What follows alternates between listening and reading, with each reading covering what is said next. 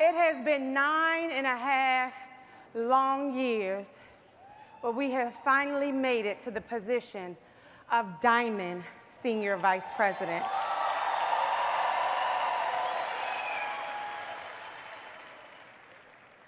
The way things were looking, I was starting to believe that I don't know if success was written in my future.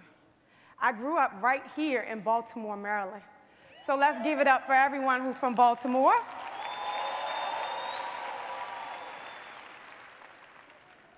And as William said, life has not been a crystal stair. I grew up in a single family home or single parent home, and I would sit there sometimes and watch others who always had more than my family. How many of you have been in that situation before? How many of you know anything about growing up and just really not having a lot? You know, I'm always proud of what my mother did, but I remember those days of eating food that said, "do not sell" on it. Does anybody know anything about that? Or do we have a lot of privileged people in here? So I grew up kind of not having a lot. And I take a look at the streets that I grew up in, and to see that through all of those things, that I finally made it to another level of success in life, and I couldn't be happier. And I really want to just give it back to each and every single one of you, because I wouldn't be here without you. So please give yourselves a round of applause.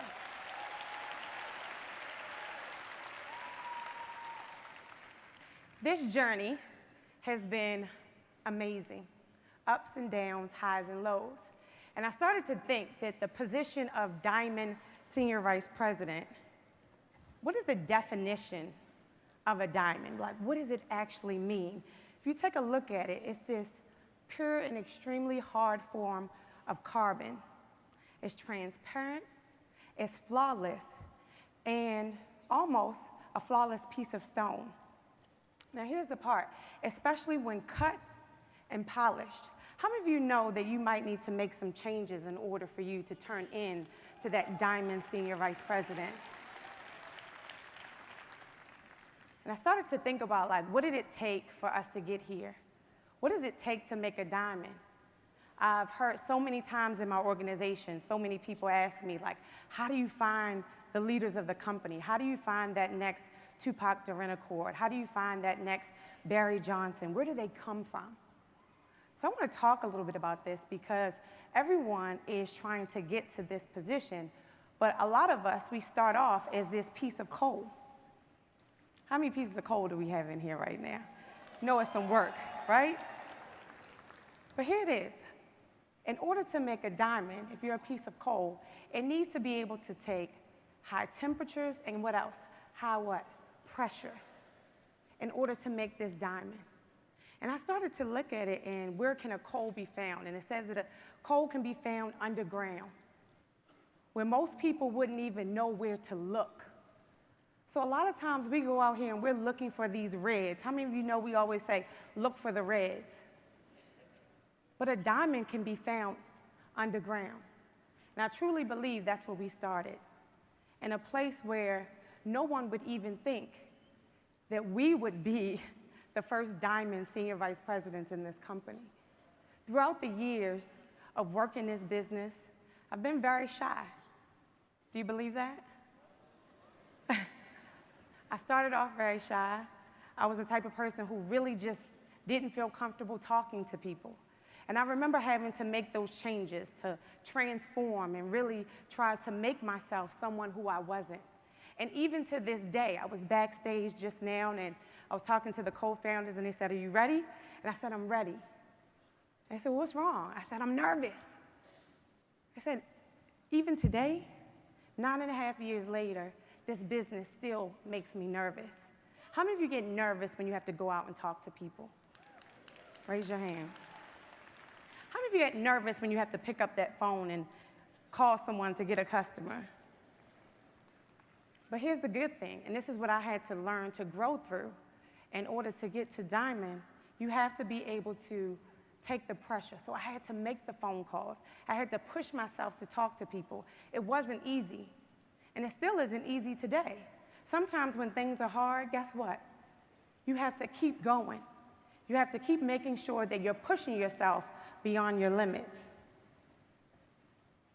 Now, I love this. How many of you seen this on Facebook? It shows you two gentlemen, both digging for what? Diamonds.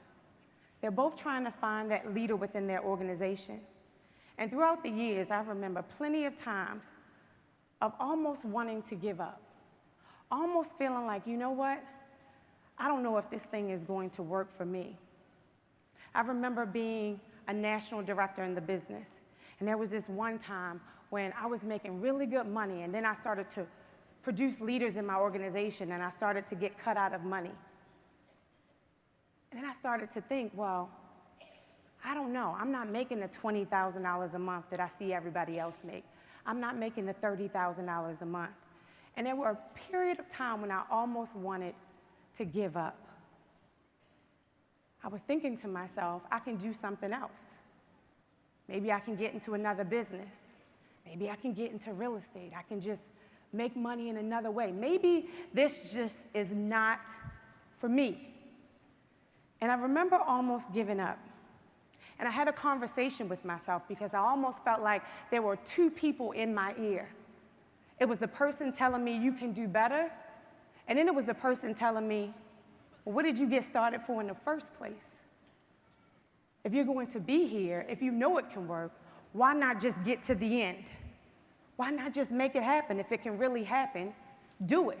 And if you don't think it's for you, after you're making $20,000 a month, then quit. Let me tell you what happened from that day. It was only 30 days later, I hit the position of senior vice president. Another 30 days later, I had a pastor come into my organization, and we had 60 applications the first meeting. 30 days after that, I get a check from 5 Links for $20,000.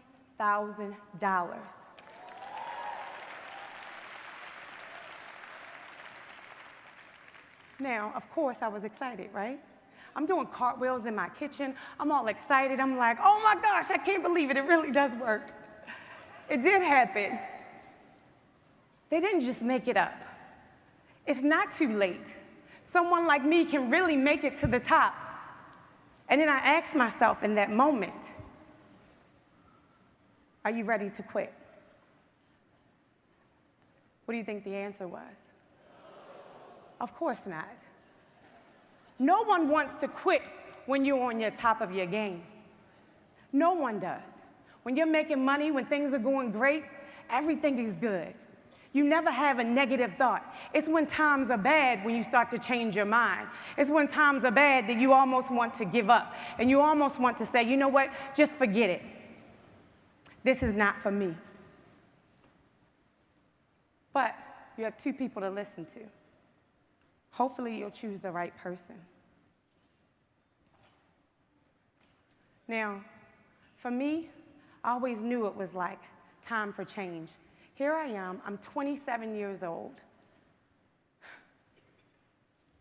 I have one son, and I wanted more for my life. I wanted something different. I wanted something that everyone else didn't have. How many of you have that feeling inside that you're not willing to just get by with what everyone else has? And I knew it was time for change. I knew in order for me to get to this life that I was going to have to make some sacrifices. And those sacrifices for me wasn't easy. I was used to being the mom that came home from work, went outside into the playground with my son, came in, I would fix dinner, do his homework, get him ready for bed. And here I am, I'm starting to work this business, and I'm spending time away from home. And I'm seeing him get upset every time I leave. And I was starting to feel like I don't know if I can adapt to this change because I can see that he's missing me. And I remember this one time, and my son is here. Joshua, are you here? Hey, Joshua. I remember one day I'm at home, and you were upstairs in the window, and you were crying. And you said, "Mom, please don't go. Don't leave me." And I sat in my car for about 20 minutes, and I'm just crying. And I didn't know if I should walk back in the house because right now I'm being a bad mom. Or should I go to the meeting and just go and do business because I had already made a commitment. And then I remembered that in order for me to change, that it's not going to be easy. And the hardest part of it is not what most people see. The hardest part of it was that moment. What do you do in that moment? Do you turn around and say, "You know what?" Because sometimes what happens is the very people you do this business for will be the same people that you stop the business for, will be the same people that can slow you down in the business. And what I decided to do that day was I blew him a kiss and I said, "I will be right back."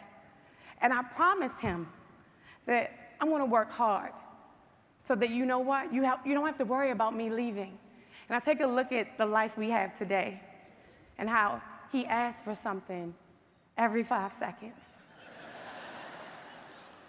How he wants to be in a great school, how he wants the nice tennis shoes, how he wants to go wherever and buy anything. And now, not only just being able to provide, but also being able to teach him what it means to truly be an entrepreneur, what it means to truly sacrifice, to give your all. And I can only hope that the sacrifices that I've made for all of our children, that they will understand that change had to happen in order for them to have this life, because they vacation where I vacation. They dress like I dress. They have fun like we have fun. And it's been truly a blessing, but it wouldn't happen if I didn't what? If I didn't change. Now, one of the things I had to learn about business is that it's going to be ups and it's going to be downs. I think it's really hard sometimes for people to realize that you won't keep the same organization, that the people that you start with might not be the people that you finish with. And in business, there's so many highs and lows. And in the beginning, I didn't know how to deal with it. I really couldn't deal with coming to the BOM, inviting 10 guests, and 0 people showing up. I couldn't deal with 1 week having 3 people get started in the business, and next week, they don't even return my phone call. I couldn't deal with feeling like, oh my gosh, I've been waiting forever to get this person involved in my business, and then they sign up, and then they do absolutely nothing. I didn't know how to deal with it. I really just thought that maybe it just doesn't work, or it doesn't work for me because it was too many highs and lows. It was too many disappointments. But then I had to learn that, guess what? That's business. Business brings upon just great times, but it also has very low times. And you have to learn how to manage your disappointments and not to get too excited for what someone says they're going to do, or not get too excited for what you think someone is going to do, but get more excited on their actions. Get more excited on their potential of what they actually do with the business. So is it okay to have highs and lows? Absolutely. This one was a hard one. That the faces will change. We're dealing with this right now. The faces are changing, and more than any other time than before. I've always been able to say, you know, we've lost leaders. I've seen people go. And you got to learn how to deal with it, whether it's an up line, a down line, some of your supporters, some of your friends will be with you 1 minute and not support you the next minute. But in this time, we're going to lose some good people. And it's not over. It's just getting started.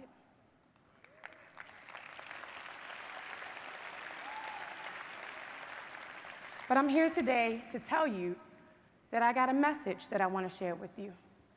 And I want you to know that it is going to be okay, that we will survive, that no matter who leaves, that this company will go on to be a billion-dollar company.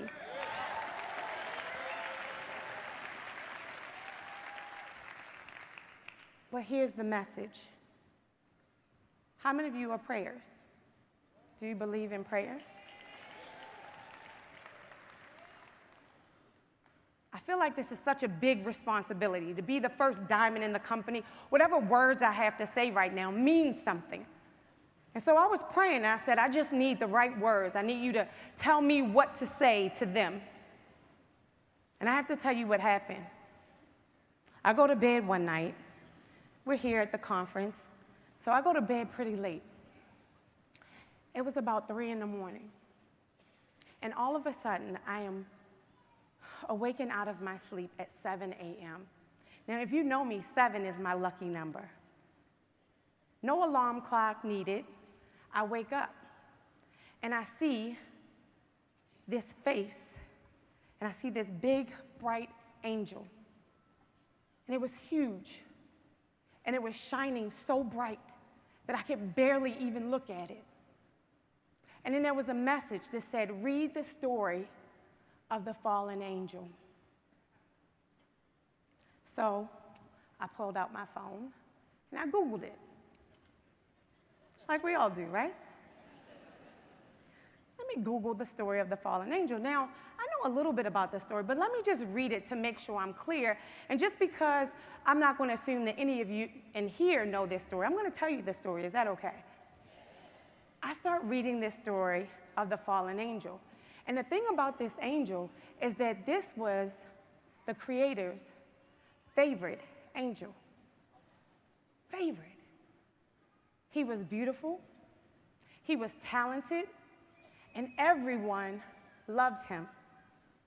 And his job was to go to the angels and to take in praise, and then pass the praise on to the Creator. He would take in the praise, and then he would pass it on to the Creator. And somewhere in there, he got confused.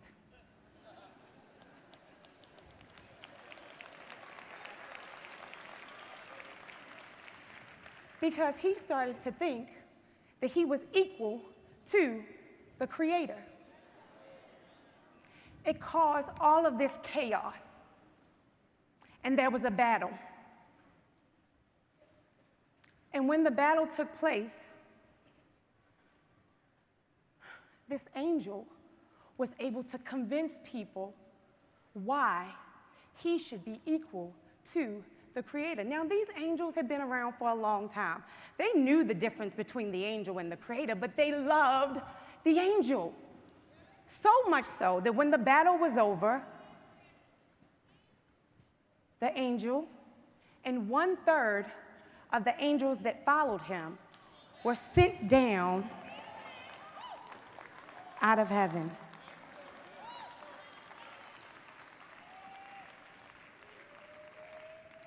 Now, I know what that means, and you're going to have to interpret it your own way. But what I want you to know is that you are going to have to make a decision, and you're going to have to decide between the enemy and eternal success.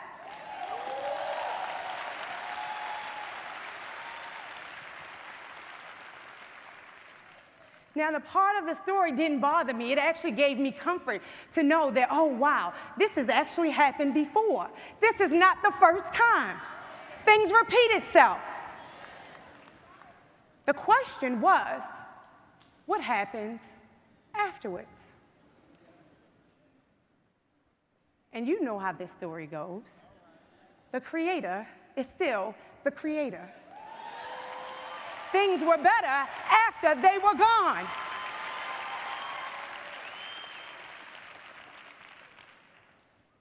This is our story, and we're living in the moment. And I can promise you at this time, I'm going to speak to someone of you in this room, is that you don't have to be that way. You can forgive, we can forgive, and things can stay the same. There's still a chance for our heaven to be the same as it was before. Or there's going to be separation. And if you're okay with that, I'm okay with that. But for all of you sitting in the stands, I want you to know what you are about to face. Because this will not be a story for most that will end well.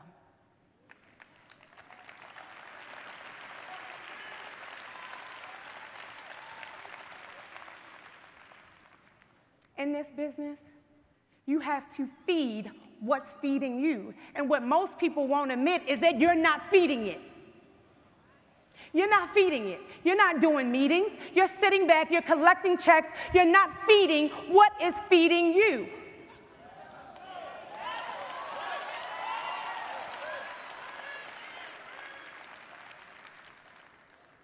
But it don't work though, right? In order to eat, you have to plant. You have to make sure that there's a harvest for tomorrow. But you can't sit back and look at everyone else and just say that nothing is going on. Nothing is going on because you are sitting and you're not working. You're looking over, but you're not a servant. There's a difference. You have to feed what's feeding you. Now,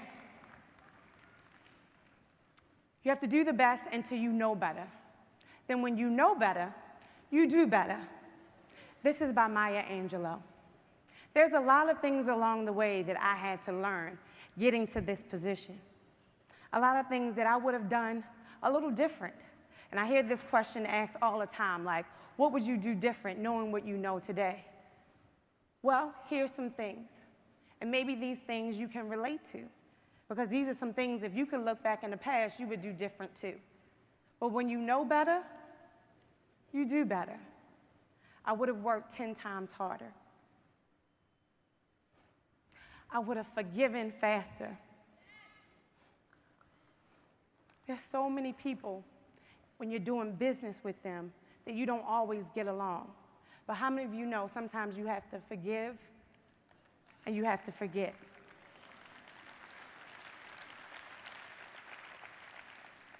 It only helps you. It makes you a better person.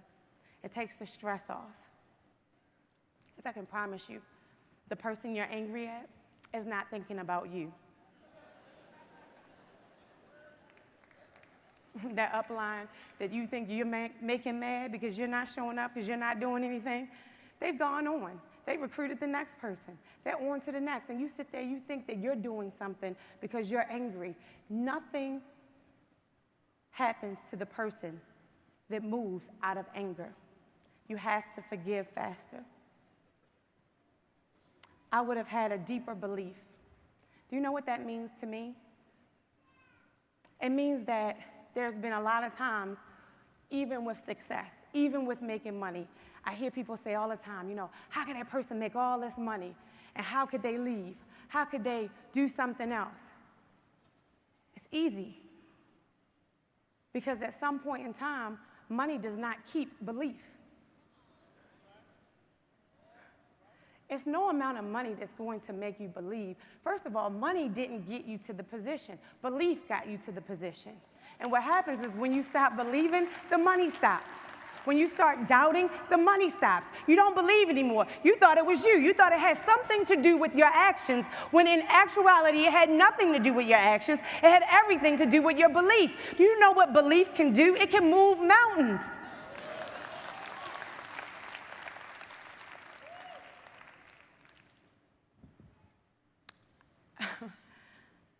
I would have kept my finances in order. I've made about $6 million. A millionaire since I've been in this business.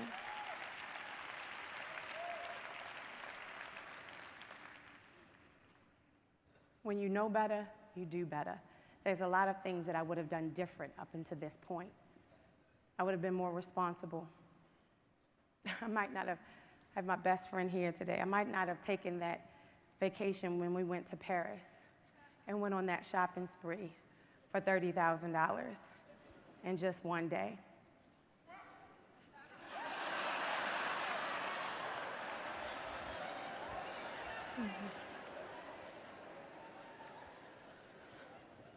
I might not have just walked into the store And because I could buy a $20,000 watch, just because I could. I might have saved more. I might have invested more. I might have done more with my money. If I would have known better, I would have done better. Now, I also would have loved with no limit.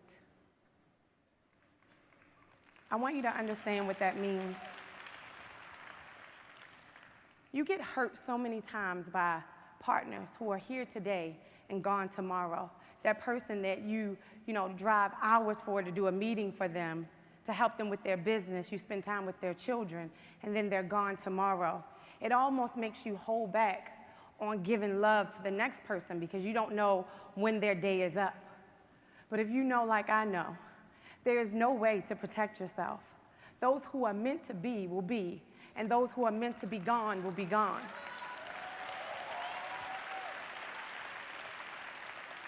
I wouldn't have held back. I would have just given everything and not really worried about what the future will bring because I can't predict the future. Only thing I can do is predict my own actions. And I would have loved more and given more and not being so afraid of what can really happen. It's one of my mentors. You guys know who she is, right? I want you to take a look at this quote. It says, "I know for sure that what we dwell on is who we become." Oprah Winfrey.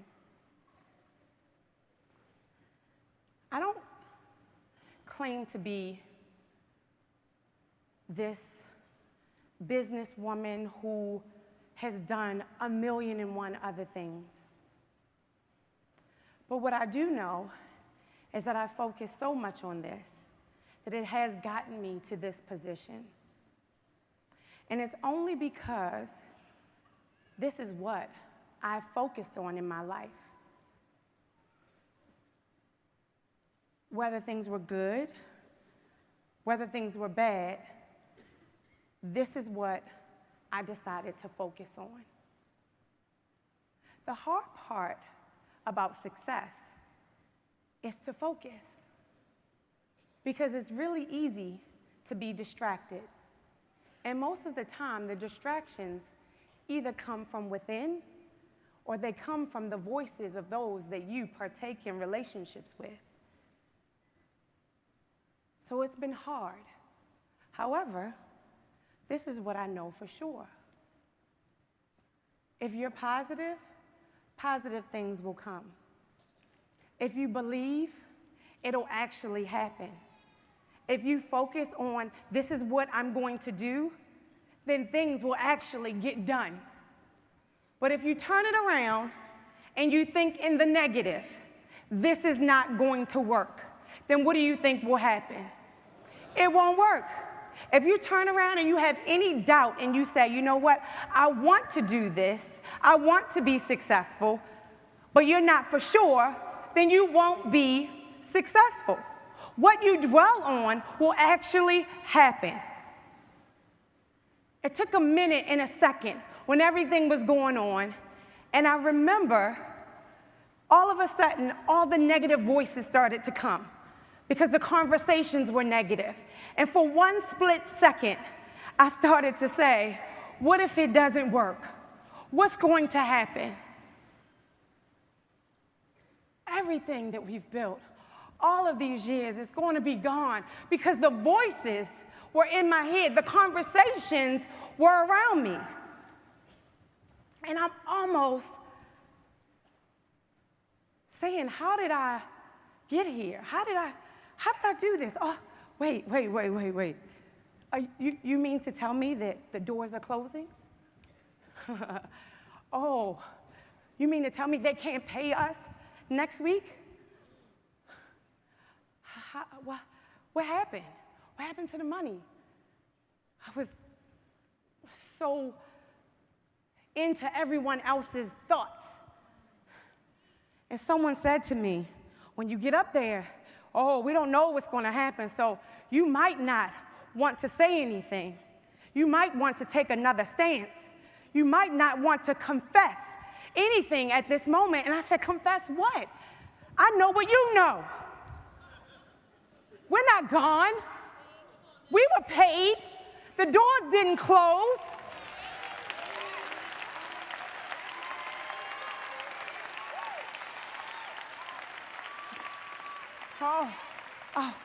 Oh, you want me to believe what you believe? Oh, wait. You want me to have doubts like you have doubts? You want me to go backwards like you've been going backwards?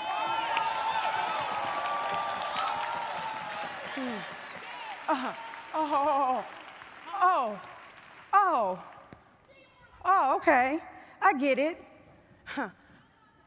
Does it have anything to do with me hitting diamond?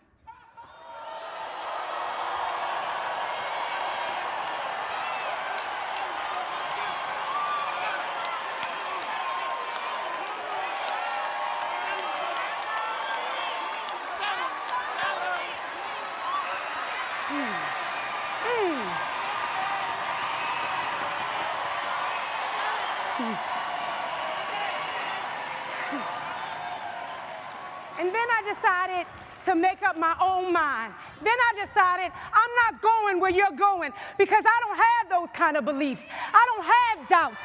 I believe in this company. I believe in every single person that I made the commitment to years ago.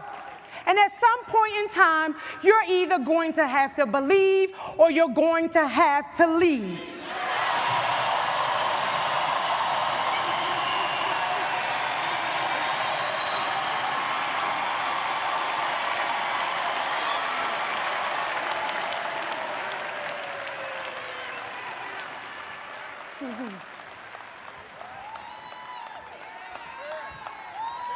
I'm a leader.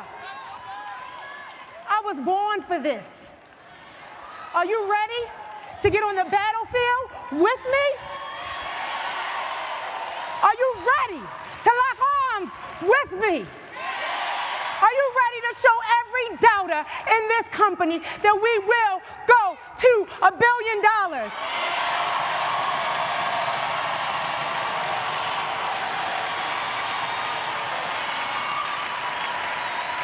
I didn't get this far on doubt. I didn't get this far and turn back now. We will be the best. We will continue to be the best. And I got some people right here on the front line that believe like I believe. I got some people in this audience that ain't going nowhere.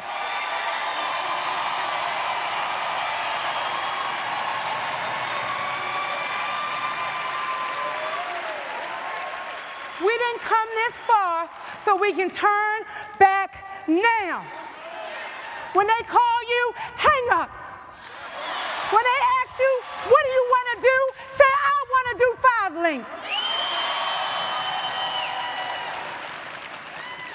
When they try to get in your head and make you believe that there is something wrong, you remember my words. It's nothing wrong with you. It's nothing wrong with this company. What's wrong is with their intentions.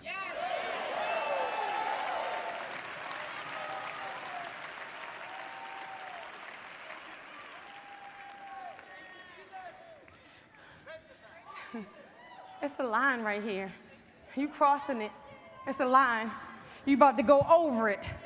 It's a line. You forgot who you was with. You forgot you were with the best. And it's a line that you do not cross.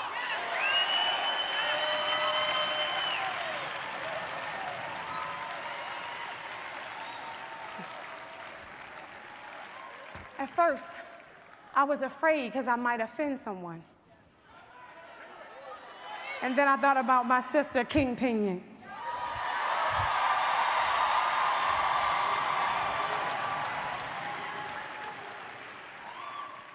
Who says sometimes you got to get rid and you got to shed some layers in order for you to go to the next level. sometimes you got to tell people what the truth is, even if they don't like it. I love you, but you are crossing the line.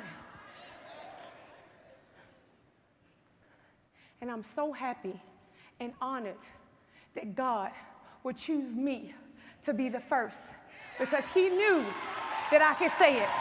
He knew I wouldn't be afraid. He knew that I would get you together. And he knew we would go to the top, because I believe. And I need you to say, I believe. I need you to say, I believe. I need you to say, I believe. I love you. I'm the first Diamond Senior